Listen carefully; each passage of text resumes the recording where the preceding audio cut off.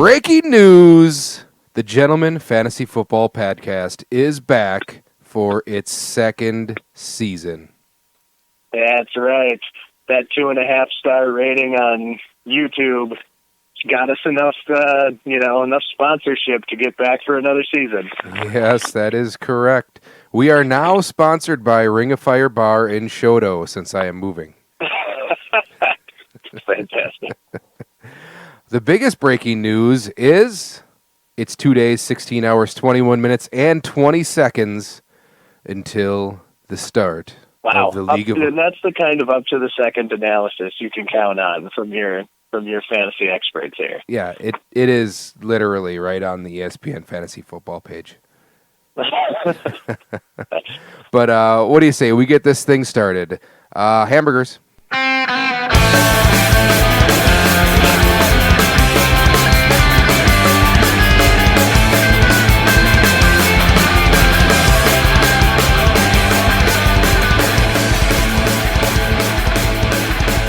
All right, welcome to the Gentleman Fantasy Football Podcast. It is 2019. It is the second year, and it is T-minus 2+ days till Sunday, August 25th, 1 p.m. at Good Times Bar, where you can join the League of Ordinary Gentlemen to start the 12th run to the Winkler Bowl. What do you think about this year, Robert? Well, it's got to be my year to win, right? 12 is 12 a charm, or should we just wait till Baker's dozen? Yeah, I mean the lucky number 13 would seem more appropriate. Like that's when everybody else just all hell breaks loose, and for some reason I squeeze through there like a turd in a wet fart. But yeah, I'm feeling pretty excited. The auctions got me excited. I haven't been this unprepared for a draft before, being that it's the first time optioning with this league. So uncertainty. We have a lot of auction talk to come up, and that really is that is everything right there. The uncertainty, really, of all 12 of us guys in the league, there maybe have been one or two guys that have done live auctions. Some of us may have done, ESPN computer auctions, but a live auction, if you ask me, is still got to be a completely different animal, and you just can't budget for things the same way you did in a snake draft. Exactly. I did it as a proxy for a guy last year, and after I came out of it, I was hooked. I was like, that is how I want to draft all the time. I literally felt like I had so much more control over who I was getting, where I was as far as my roster. Like it made you like the ultimate, crafter of your destiny more than just where you fall in a snake. Right. I mean, the variables are infinite. You can really go any direction you want. You can have any guy you want if you're willing to pay the money and just deal with the consequences later on. Right. And the uncertainty. I mean, I'll be honest. I am nervous right now. I usually do not go into a draft nervous. I know, when we go into a snake draft, if I got the 10th pick, I know at 10, I'm going to go this direction. And the direction I start at number 10 and then come back at, 13 or 14 or 15, whatever that would be, those two picks, the direction you go with those first two picks, for instance, being in the 10 spot, shapes the way you're going to spend the rest of your draft. Right. The same thing goes for an auction, but if I technically want to have the number one pick, I just go out and buy Saquon Barkley. I'm not stuck to, all right, I have the 10th pick. The first 6 running backs are off the board. The first 2 wide receivers are off the board. Do I go with the 3rd wide receiver or the 7th running back or the first quarterback or first tight end? There's so many more options. Anybody can develop their team any way they want, and anybody can fuck up their team any way they want. And it's really like you can't accidentally draft a good team. Right. I don't think you can. It's just like a snake draft or anything else where you have to look for the bargains, right? Look for the steals of the draft. Look for, places you can find value that'll help you make it possible to go out and grab, your favorite guy, your whatever, Christian McCaffreys and Saquon Barkley's and, Julio Jones. Like, if you want two of those guys, you're going to be pretty low on funds for the rest of the draft. But if you can find value and you have some serious belief in some guys you can get at a steal, you could be the guy who ends up with the team of the year.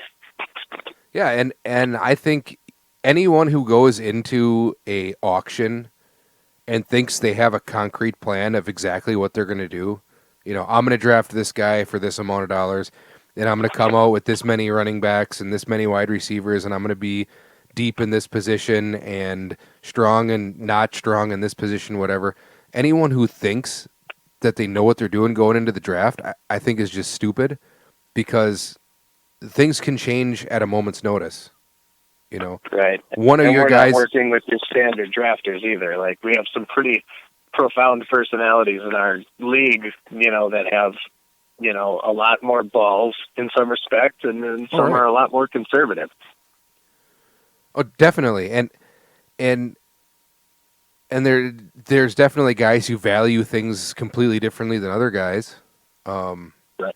And the other fun part is, and I don't want to go in depth into this, for those of you out there who aren't as savvy at putting together a draft board, but you can't just look, in the snake draft. You can look at the ESPN rankings and just go, all right, I'm just going to go off of the rankings, and this is who they tell me to draft when. Right. That's just wrong, because the ESPN scoring is so vastly different than what we do now. The quarterbacks are scored differently. We have 12 teams instead of 10, so it's not, neither of those are standard. They do PPR, which, yes, you can download the non-PPR, but it doesn't score the same way. The defensive scoring's different. They don't factor in kick returns, all that kind of stuff. When you actually look at how our league scores versus, for say, ESPN or Yahoo or whatever, wherever you get your standard rankings from, it's not the same. And just ranking guys 1 through whatever for a snake draft isn't right. But when it comes to auction values, to me, I look at where I value some of my guys, and ESPN's way off. I mean, way, way off. So if people are going to draft off of that, I mean, I think I'm just going to have a field day. I'm just going to cherry pick guys left and right, because they clearly don't value value the same things in the same places as what our scoring system actually is. Right. And, I mean, they could go off that sheet and have, like, an idea of where to, like, kind of expect, like, within $5 to $10, I suppose, of a player. I mean, either way, we've been in this league long enough, and we've had the system. Everybody in our league knows a touchdown for a quarterback is 6 points, and standard scoring it's 4 points. Mm-hmm. So, no shit, the quarterbacks are way more valuable in our league than they are in every other league. This is no secret. That being said, we preach every year not to go crazy and reach on quarterbacks, but people do it anyways. So, I mean, there's some stubborn factors you're never going to get past, and players are players. That's like the most obvious thing I'd ever said in my life. Yeah, you sound like John Madden like, there. They're gonna get their points. If I draft fucking, Zeke Elliott, he's gonna score a bunch of points, right? Maybe he's gonna score 20 a game instead of 22 because he's not in a PPR scoring format. But does help Zeke Elliott's a guy we got to have a chat about. Well, it's like every running back. He just wants more money, man. I mean, do we want to talk about the auction draft stuff, or do we want to just get into some of the unknowns here? Because if you ask me, this has been one of the weirder preseasons for unknowns, as far as important guys getting injured, guys holding out, people frost burning their feet. Now, can we keep some of this? Can we save some of this for the post-draft pod? Because I'm a little nervous about going into all this stuff. Because we usually get away with murder sometimes when, these guys aren't aware that guys. Yeah, but I mean, if you don't know that Ezekiel Elliott's threatening to hold out, and who's the other one? Melvin Gordon. I mean, what's the deal with Todd Gurley? He says he's healthy, and then Stephania Bell says he's not, and I mean, just some of this stuff's Well, ridiculous. he's got an arthritic knee, so that's the ultimate, like, That's a impossible to problem. predict thing. That's a problem, if you ask me. Yeah, well, what it is Todd Gurley is going to have big games when they need Todd Gurley. And then in games when they're up by 2.5 touchdowns, you can probably plan on seeing any range of backups, Brown or whoever it is they try to throw in there to mitigate his usage so he can be used the following week. They basically said, hey, don't count on Gurley getting more than, half the touches in any given game, because if we do, he's going to be sidelined for 2 weeks with, his arthritic knee problems. It'll swell up on him. I mean, but I don't think you can draft him as a top 10 guy then. If you never know what you're getting with from him. He's just outside of my top 10, but that being said, he's still Todd Gurley. When he does get the ball and he does get those touches, it's the same argument with Kamara and Ingram, right? Everyone's like, you can't put that much faith in Kamara. He's got Ingram splitting carries with him, but every time now Kamara he doesn't. touched the ball, it was an explosion. Yeah, well, now he doesn't have Ingram sharing the ball with him anymore. He has the guy who was in Minnesota last year. He used to play for the Raiders. Latavius Murray. That's the man. Yeah. There's your football trivia. Slinging it like I've been in it for mid-season. 12 years. Oh, no. All right. Well, I guess we'll just skip that. Let's go to the League of Ordinary Gentlemen auction rules, because I think this is very important. We did discuss this at the end of the year meeting, but let's just quickly go over some of this and make a few points where points need to be made. All right. Take it away. Number one, auction budget is $200, which I believe is fairly standard throughout, all of fantasy football out there. 200 is kind of a standard number. Correct. Auction rule number two. Each team owner must fill all 16 positions in his roster without going over the allotted $200 budget. That means that, and I've been putting it this way, it's pretty simple to figure out, but you're obligated to spend $16, minimum of $1 per position. So you have $16 plus $184 to spend. So you have $184 over the 16. Yeah, so when you want to put $184 down on Saquon Barkley, you can. You got to spend $1 on the rest of your roster. Well, actually, it would be $185. Yeah. But either way, you can do that. Rule number 3: player nominations begin with the Toilet Bowl champ, which I believe is Steve. Fantastic. Like the 400th year. Actually, I don't have that written down. Well, either way, I believe it's Steve. He knows who he is. Nominations begin with the Toilet Bowl champ and continue with the winning bidder nominating the next player. So whoever wins that first player gets to nominate the next player. And that just continues on and on throughout. Now, some people say, well, that's not exactly fair, because what if I don't win a bid for a while? Actually, at the end of the day, regardless of how it's done, everybody ends up with 16 bids because you have to draft 16 players. I mean, every player everybody is going to want is going to end up getting thrown up there at some point. Right.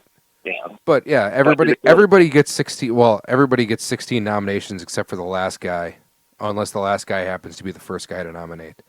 But whatever. Yeah, fuck that guy. Moving on. When a team owner has filled his roster, next nomination defaults to the team owner with the least amount of remaining money. In the event of the tie in remaining money, the team owner with the higher pick, which would be the former draft order, will make the nomination. So, if somebody drafts their whole 16 players and there's three guys with a minimum of $3 left, and since Steve has the number one pick, if Steve happens to be one of those three guys with $3 left, Steve would automatically get the nomination, since he would be the highest, have the highest draft pick. Does that make sense? Makes perfect sense. Perfect. Moving on. Any team owner who has hit his maximum of 3 players at a position, which would be quarterback, tight end, kicker, or defense, may not nominate another player from that position, nor bid on a player from that position to ensure that all winning bids maintain compliance with league roster constraints. Now, that's a whole lot of words, but is basically saying anyone who has 3 players at any of those positions cannot nominate a player or bid up a player in those that's positions. Important. That's the important part there is you could just be trying to run up a bid on somebody, but if you're loaded at that position, you're not actually eligible to make a bid on Right, them. you're not eligible to make a bid on them anyways, so you shouldn't be able to bid up that player. Right, on the off chance you win that player, and then you wouldn't be able to get him, and then it would default back to the next guy in line, which would make no sense because then he would be most likely paying more for him than he has to. Then we got to restart the whole draft. Yes, we got to start over from scratch, which is a problem. So that is a very important rule because we will get to auction penalties a little later on. Now, I know this is the first one of the year. My speaking skills are less than desired, I believe, right now. Hey, podcasters need a preseason too, man. We're just getting into this. We are. Gotta break the deal back open and get into it. I am set for preseason. I am sitting on the bench, just like Aaron Rodgers with his all denim Canadian tuxedo. Oh God, did he look good though? Oh, what a man, huh? Man, if I was gonna get naked for another man, him in that denim tuxedo. Whew. He even had the Phillip Rivers freaking neck piece on. What do you call those things? Oh yeah. The what the hell is that? You know, one of them things. The Cowboys Gentleman wear. Trivia. What's the name for the thing Phillip Rivers always wore? I haven't the slightest idea. Rodgers had one of those on. My pants got a little tight when I saw him come off the bus. Speaking of pants getting a little tight and a little wet, whoa! we were actually watching the game before you and I started talking here, and Nicole, we were watching the game and they showed Matt LaFleur on the sidelines, and I was like, Jesus, Nicole, that's really going to be weird not looking at Mike McCarthy and seeing this guy instead on the sidelines. And Nicole stopped for a second and she was like, you know, it's going to be a good year. I could enjoy watching him on the sidelines. I was like, are you kidding me? He's like, that's one good looking man. And I was like, oh, great. Well, at least you didn't call him a good-looking kid. I wouldn't want him to get hurt. Oh, you wouldn't want that to happen. All right, auctioneer rules. Now, our original intent for this podcast was to have a special guest, and our special guest was going to be Luke Nearing. And Robert and I were going to hit him with the hard-hitting questions. Oh, man, I was going to get him hard. I had all these real tough analysis questions for him. Like, I was going to get him good. Who's like the best interviewer that does things like that? Jim Rome. Howard Stern. Jim Rome. I was going to roam him up real hard.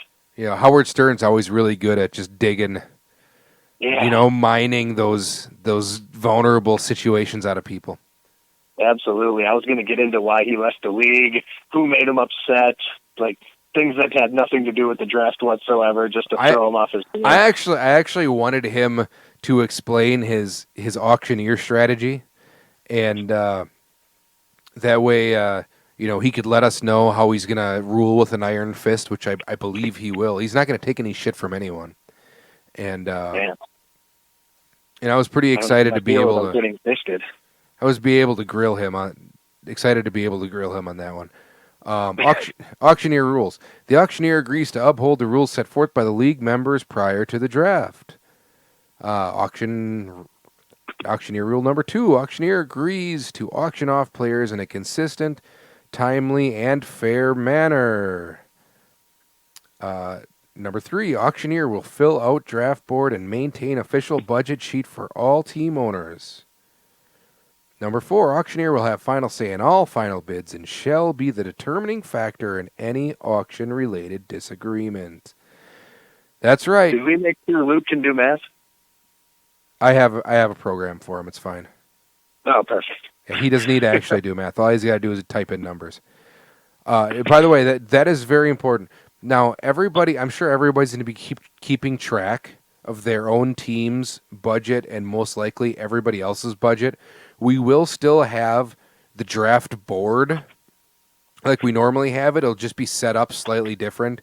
There's not going to be rounds per se. It's just going to be each team name with 16 players, and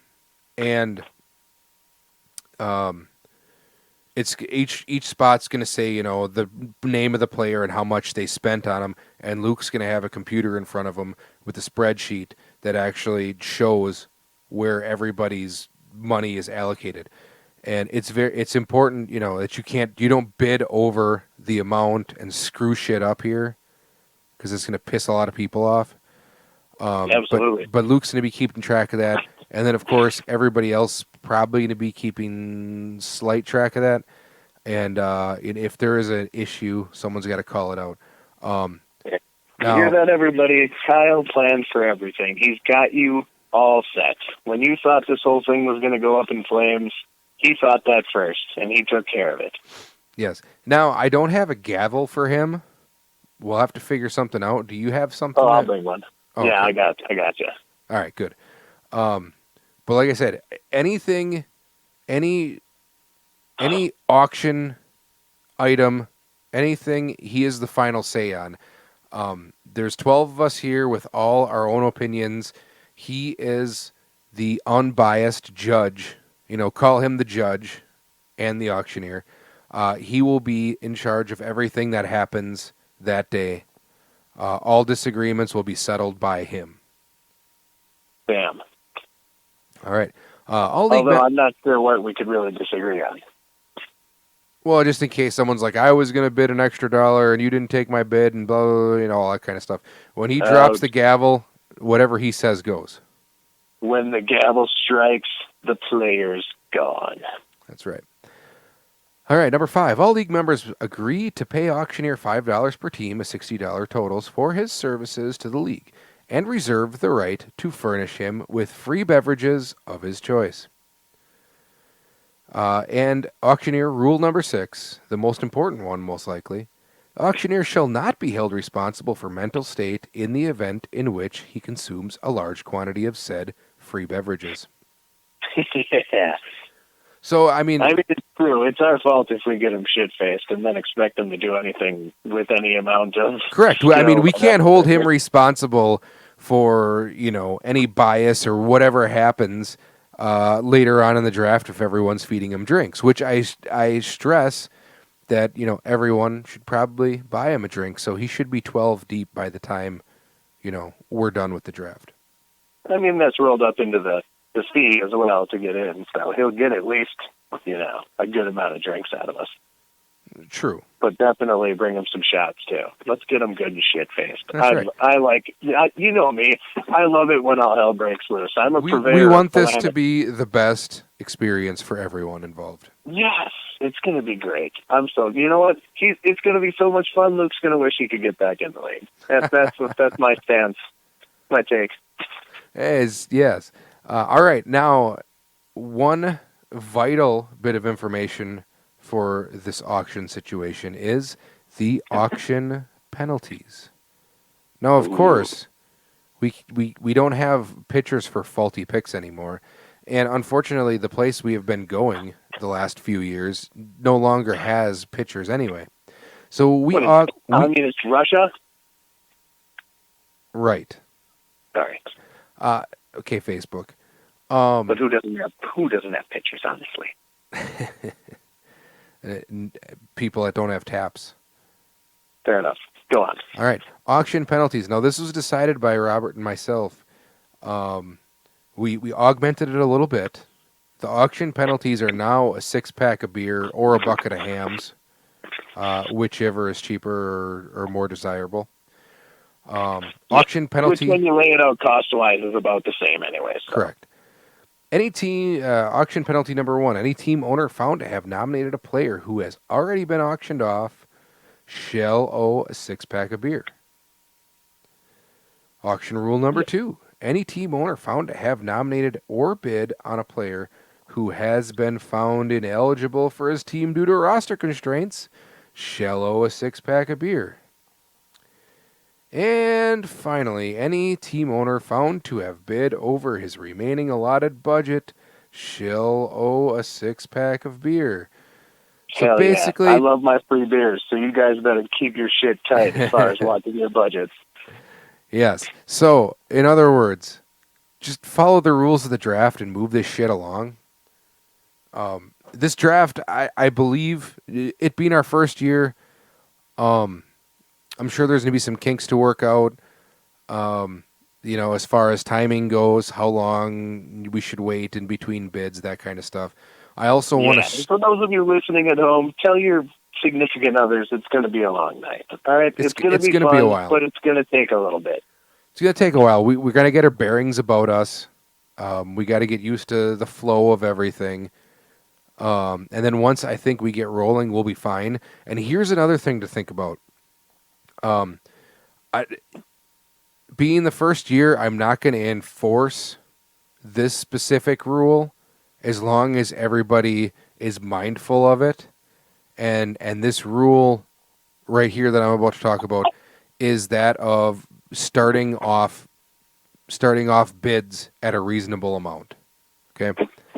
For instance, if I'm nominating Saquon Barkley, we know he's going between probably $50 and $70 maybe. I think it's safe to say you could start him around 50. Right. So the point I'm trying to make is, don't say, I'm nominating Saquon Barkley, let's start it at $1. And then have it go, all right, I'll bid 2, I'll bid 3, all the way to like $62. Let's be realistic here. If granted everybody's cheat sheets are going to say something different, but I mean, if player X, says the value is $42, like I'm not telling you need to bid $42 off the bat, but if it says $42, start them at 30. Start them at 25. There you go. Let it progress up there without, you don't want to start it too high either because you are trying to find value in your players. Of course. It's of course. The whole point. I have if a player's going for $40, I have no problem with someone starting at 20. But I have a problem if everyone's starting everyone at $1 and we're moving in $1 increments. This is ridiculous. Or hitting off all the top 20 guys at $10. It's like, come on. We're smarter than that. Yeah, let's move this thing along here. We know, you can bid in $5 increments or $3 increments or whatever.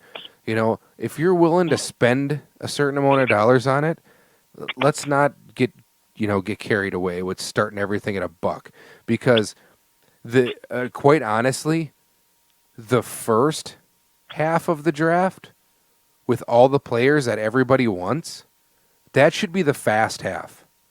The slow half is when everybody's trying to calculate how much they have left and how much they're willing to bid, and that's when the $1 through the weeds to try to get those 9, 10, 11th round guys. Right, that's when the $1 picks start, and it goes, all right, this one starts at 1 and it goes to 9, and the next guy starts at 1 and it goes to 12, and the next one starts at 1 and goes to 4. It's like that's when we're bidding. There should be almost more bids on the middle of the pack guys, you would think. Right.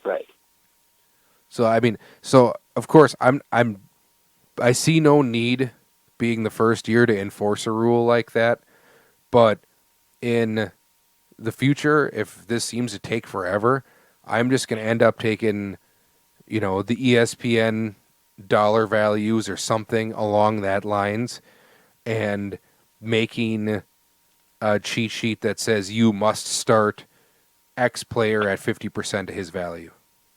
Right, and that could be something the auctioneer could enforce or something like that. Either way.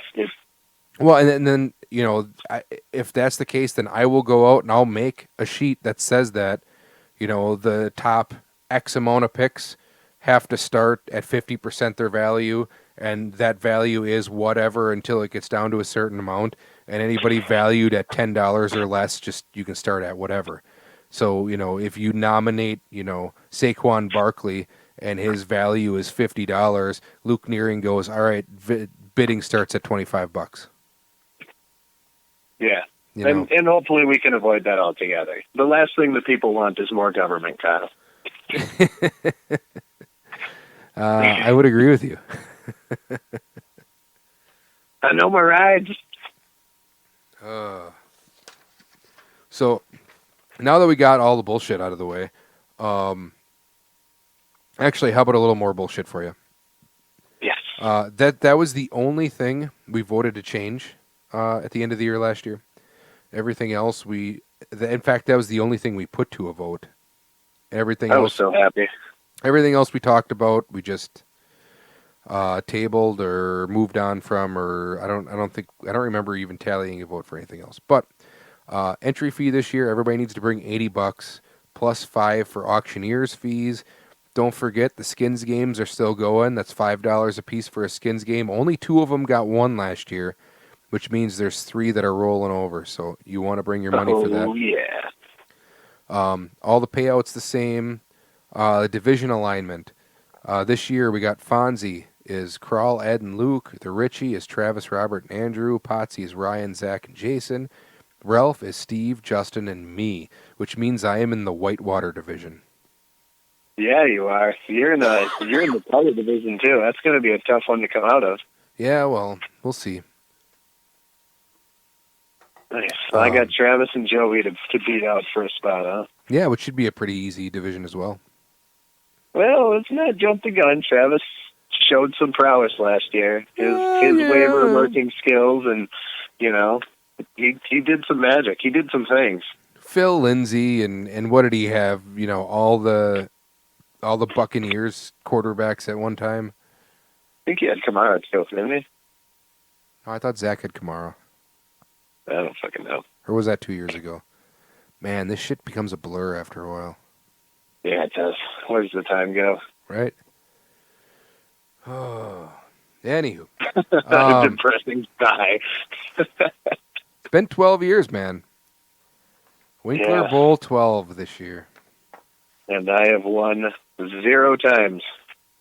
Well, to be honest, how many people have actually won the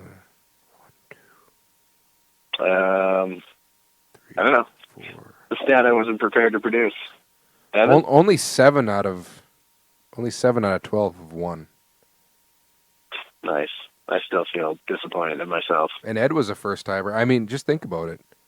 Ed won one before you. Fantasy skill out there, you guys, but I think I put a little more into it than most people do. I care a little more. I love football like a little child.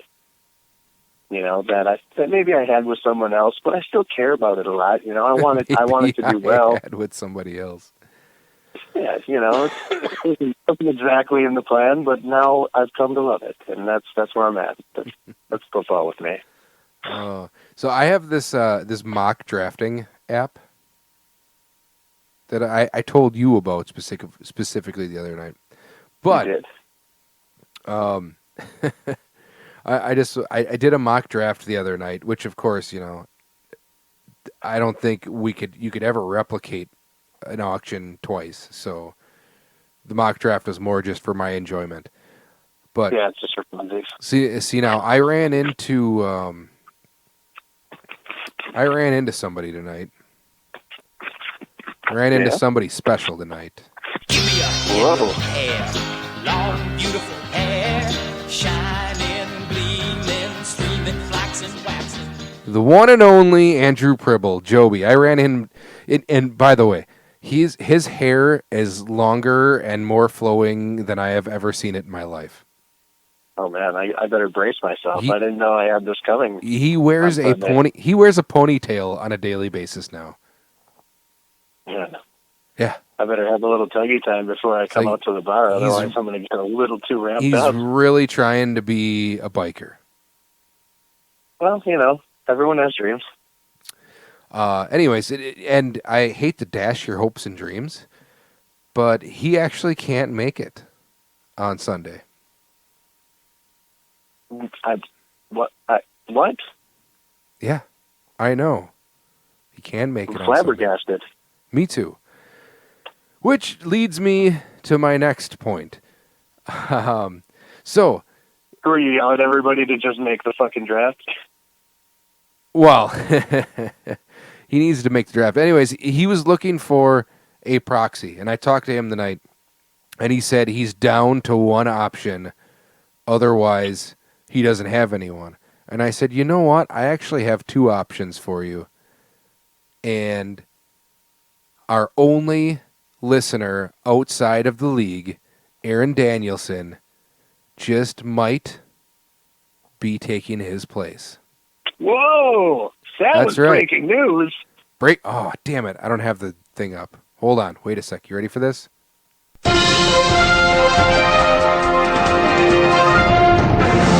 Breaking news, Aaron Danielson may be drafting for Andrew. That's huge. That changes the landscape of the draft. It might. And the reason I bring that up is I did this mock draft the other night, and I found this hilarious. So it does a mock draft, and I looked through all the teams, and everybody's, down to $0 or this or that or whatever. And Andrew's team somehow ended up $44 short of his full team. He just couldn't pull the trigger on anyone. I'd love to see that roster. Oh, I'll tell you it right now. God. We got Drew Brees at quarterback, All right. Peyton Barber, and Royce Freeman at running back. All right. So far he spent $10 tops. I could figure that out. Antonio Brown and Mike Williams at wide receiver. All right. But Mike Williams from the LA Clippers.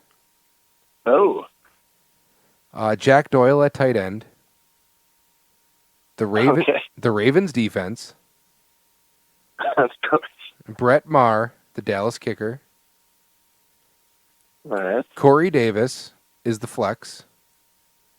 Interesting. And the bench, surprise, surprise, Ben Roethlisberger. I mean, at least it knows that he likes. Program that in. And then Allen Robinson, Marvin Jones, Jarvis Landry, Kenny Ballage, the guy from the Miami running back, the backup to Drake, but might be starting. Kalen Balazs. That's who it is. Josh Gordon and Golden Tate. Josh Gordon. He left $44 on the board. He spent 26. I don't know if I would even watch football if that was my roster. 26 on Brown, 13 on Mike Williams, 15 on Peyton Barber, 13 on Drew Brees, 11 on Roethlisberger, 13 on Freeman. Corey Davis, 10, 5 on Balaj, 7 on Gordon. I mean, Well, man. interesting, huh? Yeah. And here's the fun part. This thing, it tells you, it has 3 points here. It says, with great in-season management, we think you have about a 55% chance of making the playoffs. Wow. With good in-season management, we think you have about 30% chance of making the playoffs. All right. I might as well just say you're fucked. With average in-season management, we think you have a 1% chance of making the playoffs. So if Joby, that's probably about the realistic expectation right there. So if Aaron drafts this exact team for Andrew, and Andrew does exactly what he does, it's this app. Which could be summed up as average season management. This app says you have about a 1% chance of making the playoffs. So that's something to look forward to, Andrew. If you don't come through tomorrow, and get your guy to come out there, because then I'm gonna make Aaron draft for him. Man, hey, and that's something to pay attention to out there, listeners. And you know what? He could have draft with $44 left. And if he was smart, he would have just asked Ryan for Ted's phone number and had Ted draft him the winning team. But he didn't think that far ahead. I was gonna say we know who the ultimate draft proxy is. You just needed to get. All you gotta do is call Ted. So I was gonna say, there is no price too high when you're talking about a guy who can draft even Ed a championship team. So Joby, too much hair, not enough brains. You only have so much material. You got to put it in the places you prefer. But the roots might be growing into his skull. I don't know. Maybe he can't cut it anymore. Well, now a lot of people were asking for more sound drops or to change the sound drops. I guarantee you one thing, that Joby sound drop is going to continue because, God damn it, I love those Joby sound drops. As long as that hair keeps swaying, that has to stay alive. The more you know. That has to stay too. I wanted to make sure I had every sound drop in there. We'll think of more this year, but yeah. I mean, I'll probably do much less talking about Carry On Johnson. Carry on my wayward son. That's a good thing because I almost forgot to do that sound drop. From what I'm told, a lot of people are determined to keep him away from me. Really? It's fine. That's I'm too actually not that high on him this year as I was last year. It's not the same kind of value. Well, maybe we'll have to have an Aaron Jones drop for you. Yeah, him and his hamstring issues. You know, I just don't know if we can do a Valdez Scantling drop. I don't even know what that would be. Yeah, that'd be a tough one. We'll come up with some clever shit. I mean, it's preseason. We got all day. We'll figure it out. And I mean, what happened to Equiminius St. Brown? He dropped 2 really good-looking potential touchdown passes today. Great. In the preseason game. It's a good thing I'm not watching it. I have not watched more than like 4 plays of the Packers preseason. Yeah, St. Brown's having a rough game this go here. Look, if the Packers aren't going to play any other starters in the preseason, I really couldn't give a fuck whether I watch any of the games. Yeah. I'm at that point in my life. Boyle looks really good, I'll tell you that. What's that? I said that Boyle, backup quarterback, he looks really good. He's got like 8 touchdowns this year, I think. Yeah, so, when the inevitable happens and Rodgers goes limping off the field, we might have, the same hope as always of winning games. Well, I mean, how far do you think you guys would overbid Rodgers to make sure I don't get him? I don't know. I mean, it depends how much they realize, that they're little cheat sheets and the fact that we have higher scoring in quarterbacks, comes into play. Or if they listen to this podcast and listen to the sentence I just said, yeah, you're probably going to have to pay for them if you're that passionate about it. I hope everyone uses the ESPN scoring the ESPN dollar figures for quarterbacks. Because if that's the case, I do plan. I think I'm going to draft Mahomes, Rodgers, and Watson. And just trade them. Why not? Yeah, for real. But according to ESPN's draft kit, I think I could get all 3 of those guys for less than $30. Yeah, I'm going to have the ESPN sheet out just so I can see the names. That's literally it. I'm not even looking at the numbers. I got that shit up in my brain. And fun fact: my favorite website, The Ringer, now has their own draft guide. Ooh. And and if we didn't have all our league history on ESPN minus the first year, I would seriously think about switching sites. Well, you could always put that up to a vote. But then you lose everything. Yeah, well, I mean, those who look back and, repeat history how does that fucking saying go? God damn it. Those who don't learn from history are doomed to repeat it? Something like that. Anyways, who the fuck cares what happened in the past? It's now. It's 2019, Kyle. Even though plus, I think we're the only people that actually go back into those annals of history to reference any kind of, material used for snack board shit talking.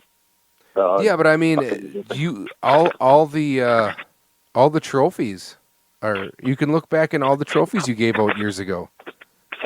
The ones that you did for the first 7 weeks of every season and just never I kept finished? at it for a solid, season and a half, and then I just couldn't anymore. That's actually more work than it looks like to go through and It is a lot of work.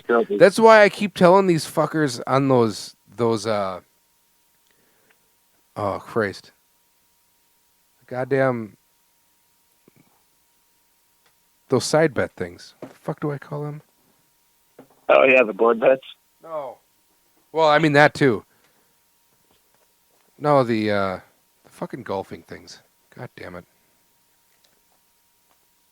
Oh, the skins. Oh, yeah. The skins game. I mean, these people try to get fucking creative with, oh yeah, let's the fourth highest scoring white wide receiver with his number between 80 and 85 on week 13. Meanwhile, you want to kill yourself for having to find. Yeah, and it's like, motherfucker, just pick something that's easily searchable. I mean, why can't you do that? Because they don't think it's any fun unless it's really clever. Yeah, it's definitely not fun for me when I have to look through 400 people every week to figure out who's the high score that week. Well, I don't think it's any secret that making something not fun for you, kind of by proxy, makes it way more fun for us. Of course. We get a little bit of pleasure out of your torment. Yeah, I'm sure of that. All the extra work I put in. We produce this podcast. We think of all this shit. We set things up before the draft. I make this beautiful board every year. And that's what keeps them coming back, bro. I contact all these fuckers. We have the quality that, we have the top tier. We have the freaking, the 5-star hotel of fantasy football leagues. Can you imagine getting out of the League of Ordinary Gentlemen and going to join some shitty league that has half-ass management? Players don't even play their guys. The draft is all just on the computer. You don't even know 6 dudes in the league. I'm going to be 100% honest. If this league didn't exist, I would not be in a fantasy football league. And I love fantasy football. But that's why this league is better, because if you love it, and, you want to play against top-tier competition. You don't want to sit and stomp all over fucking your friends from work that's that the thing. barely watch the game. It does not... I don't get any jollies off of playing fantasy football unless I have someone to talk to about it. And the world's worst kept secret is nobody gives a fuck about your fantasy football team if they're not in your league. True that. So if I don't have 11 other guys that I can talk about our fantasy football league with and meet twice a year to talk about it and draft and do all that stuff, I have no interest in being in a league that doesn't do that. Like I don't understand what's fun about just being in an online league with random people or some people that I know and some people that I don't know. The worst, man. And that's listeners out there, cherish what you have. This is a beautiful thing we're doing. There's a line of folks on the outside just dying to get into this league, just from hearing the rumors or stumbling upon this YouTube channel. That just are like, wow, how do I get a piece of that action? And just think, take it seriously. And people, this is a low stakes league as compared to some. I mean, did you listen to the Simmons and Barry podcast from last Friday? I didn't get that far yet. Kevin Durant and LeBron James and Jay-Z and whoever else, I don't know, Maverick Carter, they're in a it's either $10,000 or $100,000 a person league. Right, but that's proportionate to the fact that they're making millions every year. I'm just reminding people that $80 is nothing. Yeah. So that's why I propose living paycheck to paycheck, just collect aluminum cans throughout the year. And that's why I propose next year we should up the league fee to $1,500. Yeah, all right. Fuck it.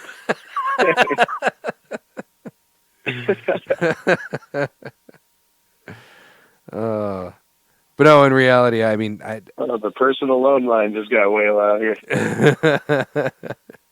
It's funny that nobody pays me up front anymore for this league after we changed that rule, huh? Right. At least they pay. No, but I mean, really, $80 isn't that? If you think about it, 16 weeks. What's 80 divided by 16? It's a nominal amount. I think it's perfect, really. I mean, right in the sweet spot where it pays out really nice if you place, and you're not losing your ass if you don't. So it's pretty fun. It's a good number. Oh, right. I mean, because you get 4.5 times your money if you win the league. Yeah, it's exciting. It's worth paying attention to and competing for it. Because, all of you know this, but the league isn't won on draft day. Your team should not look like it did the day you drafted it at the end of the year. Unless you had Ed's team. Unless you have that season Kyle had where his draft... I literally had to do nothing that season. I don't think I did anything. That was really strange. It's the stupidest thing I've ever seen. All outliers aside, do your homework, work the waivers. If you hated how you drafted, it's not too late. There's fucking magic in that waiver wire every week. Make it happen. You know how this works. Oh, yeah. Well, so that's about all the time we have for today. I am going to tell you, Robert and I are diligently working on thinking up some new ideas for this season of the Gentleman Fantasy Football Podcast. Yes, very diligently. In fact, as soon as I get off the phone with you, I'm going to take a shit, get drunk, and get in the hot tub with my hot wife. Thanks for wiring that up for me, by the way. Oh, you're welcome. And I'm not going to think about fantasy football at all. But I promise you, tomorrow I will diligently work on making sure this podcast has correct pronunciation and very good content. Because I'm here to make a better tomorrow. I mean, quite honestly, the best, 2 of the 3 best podcasts of the year come directly after draft day because, of course, there's lots of opinions to be had. Yeah. And maybe, just maybe, the one for next week, we can get Luke on and we can get his unbiased third-party opinions on how fucked up everyone's drafts were. Yes, and I'll make sure I get good and sauced up for that, because I've been told that I'm a better podcast guest, I suppose, since you're the host, when I'm a little bit shit-faced. So, and especially going into an opinion of draft podcast, I feel like I can really take the gloves off and have some fun. And I'm just going to throw this out there for you. Ooh. Since we're starting the draft at 1, if it goes quicker than we think, we could just come back here and do a emergency reaction podcast right after the draft. Yeah. I mean, really, you got to get the information out there while it's hot. Otherwise, all the other sports networks are going to pick it up, and by the time we launch the podcast, everyone's already going to know, who got who in the League of Ordinary Gentlemen. Like, that shit's going to be all over Fox, CBS, ESPN. We can't be last to that shit. Sometimes you got to just do an emergency podcast, and we might have to do that. We've also been in negotiations with a few podcast hosting sites about continuing this podcast after the season into the NBA postseason. Because my jowls tingle. What's that? I said you're making my jowls tingle. Oh yeah, getting excited. Because there's going to be a lot of Bucks hot takes, I'm assuming, coming into next season's playoffs after the almost wonderful playoffs they had this year. Absolutely. Hey, this is going to be an exciting season. It's the year of the power duos. No more big threes. No, who needs a third? Yeah, aside from Giannis, he could use a second.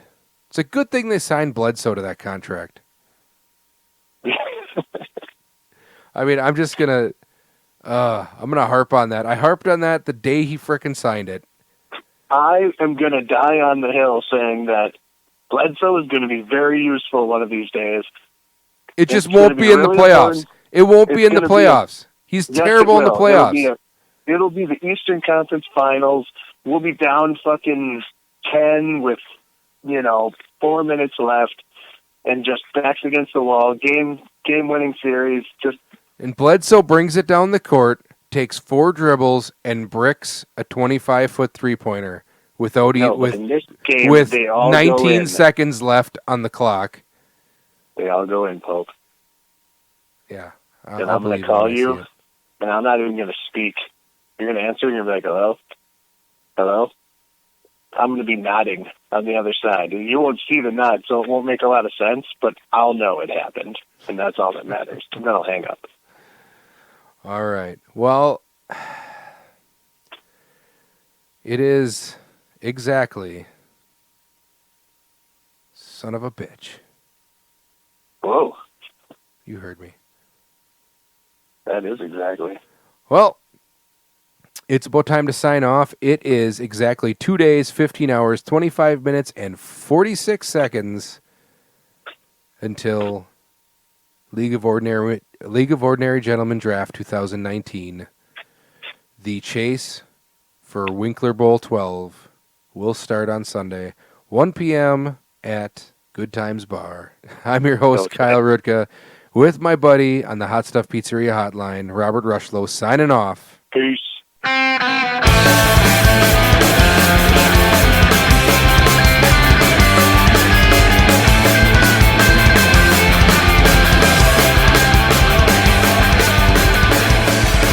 This podcast has been brought to you by the League of Ordinary Gentlemen Podcast Network, the only place to get the League of Ordinary Gentlemen podcast.